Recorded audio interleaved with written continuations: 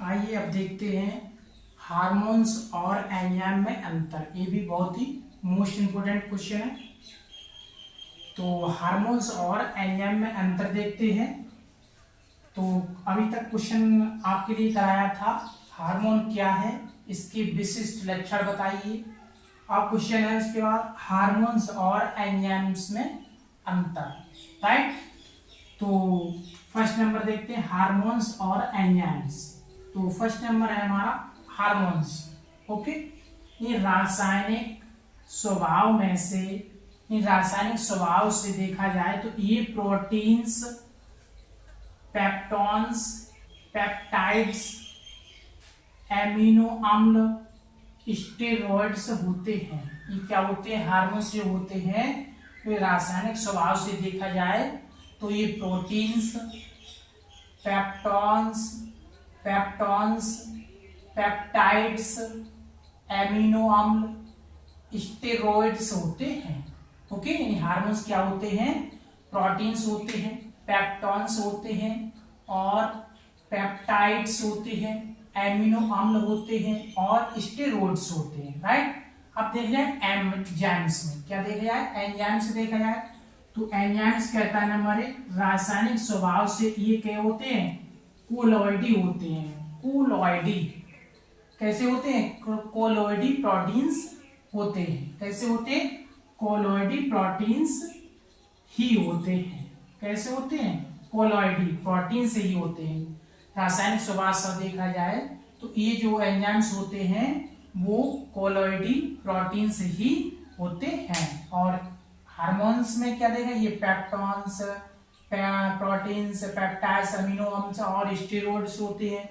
Enzymes क्या होते हैं? रासायनिक स्वभाव से ये देखा जाए तो ये कोलॉइडी होते हैं। कैसे होते हैं? कोलॉइडी प्रोटीन से ही होते हैं। नंबर टू कह रहा है इनका आणविक भार होता है, कम होता है। यानी हार्मोन्स का जो आणविक भार होता है वो कैसा होता है? कम होता है ना, कम होता है, राइट। यानी इनका जो आणविक भार होता है वो कम होता है। और इसमें नंबर 2, इनका आणविक भार होता है बहुत अधिक होता है। यानी एंजाइम्स जो होता है आणविक भार होता है वो बहुत ही अधिक होता है। इनका आणविक भार जो है बहुत अधिक होता है, इसमें इनका आणविक भार बहुत कम होता है, राइट।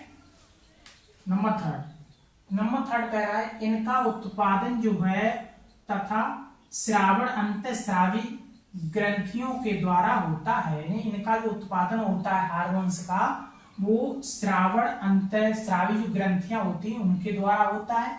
और ये रुधिर के माध्यम से अपने कार्यकारी अंग में पहुंचते हैं। जो अपने जो कार्यकारी अंग होते हैं, कार्य करने वाले अंग होते हैं, उनमें ये पहुंचते हैं। किसके द्वारा? रुधिर के माध्यम से। ओके, इनका जो उत्पादन और अंतःस्रावी जो ग्रंथियां होती हैं, अंतःस्रावी ग्रंथियां, ओके, अंतःस्रावी जो ग्रंथियां होती हैं उनके द्वारा ये अपना कार्य करते हैं और ये रुधिर के माध्यम से अपने कार्यकारी अंग तक पहुंचते हैं, राइट। इसका आप देखते हैं थर्ड नंबर, इनका उत्पादन जो है अंतःस्रावण बाह्य ग्रंथियां, इनका था किसका? अंतः ग्रंथियां, अंतर वाली, और ये बाह्य ग्रंथियों के द्वारा होता है। इनका उत्पादन जो एंजाइम्स का होता है उत्पादन वो श्रावण बाह्य ग्रंथियों के द्वारा होता है। और ये प्राय जो है नलिकाओं द्वारा स्थल तक पहुंच जाते हैं। किस? अपने स्थल तक पहुंचे, किसके द्वारा? नलिकाओं के द्वारा।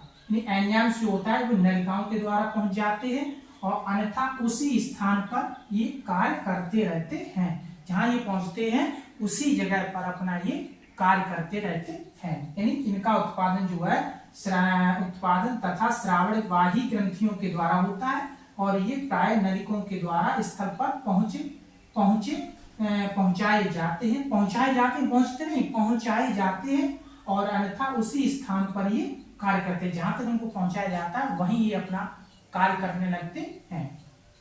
नंबर फोर्थ कहता है ये रासायनिक क्रियाओं के बाद विघटित हो जाते हैं। ये रासायनिक क्रिया करने के बाद ये कैसे हो जाते हैं? विघटित हो जाते हैं तथा इनका पुनः उपयोग नहीं किया जाता है। यानी दोबारा से इसका उपयोग नहीं किया जाता। ये रासायनिक ग्रंथियां जो होती हैं, हार्मोन्स जो होते हैं, ये रासायनिक क्रिया करने के बाद ये विघटित हो जाते हैं और विघटित होने के बाद इनका उपयोग दोबारा से नहीं होता है, इनका प्रयोग जो है पुनः से नहीं किया जाता है, राइट। और इसमें इन एंजाइम्स को देखते हैं, ये रासायनिक क्रियाओं के बाद पूर्वत बचे रहते हैं, मतलब उसके बाद पहले भी बचे रहते हैं, पूर्वत बचे रहते हैं। ये रासायनिक क्रियाओं के बाद भी, ये रासायनिक क्रियाओं के पश्चात भी पूर्वत बचे रहते हैं, अतः इनका प्रयोग जो है पुनः से किया जाता है। मतलब एंजाइम्स का जो होता है पूर्वत बचे रहते हैं रासायनिक क्रिया के बाद, और इनका दोबारा से भी प्रयोग किया जाता है।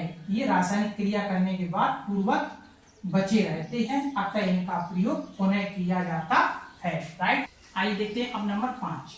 नंबर 5 कहता है ये उपापचयी क्रियाओं में सीधे भाग नहीं लेते हैं। ये उपापचयी जो क्रिया होती है, हार्मोन्स जो है, ये उपापचयी क्रियाओं में सीधे भाग नहीं लेते। हार्मोन्स जो है ये उपापचयी क्रिया में सीधे तो भाग नहीं लेते हैं, ओके।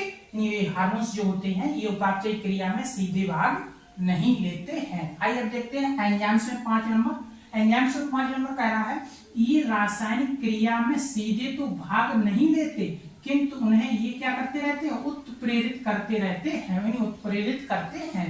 ये रासायनिक क्रियाओं में सीधे तो भाग नहीं लेते, लेकिन किंतु उन्हें ये उत्प्रेरित करते रहते हैं। तो आई होप ये वीडियो कैसी लगी कमेंट बॉक्स में मुझे जरूर बताएं। मिलते हैं नेक्स्ट वीडियो में। यदि आपने हमारे चैनल को सब्सक्राइब नहीं किया तो चैनल को सब्सक्राइब करें, और वीडियो को लाइक नहीं किया तो वीडियो को लाइक भी करें। तब तक के लिए नमस्कार।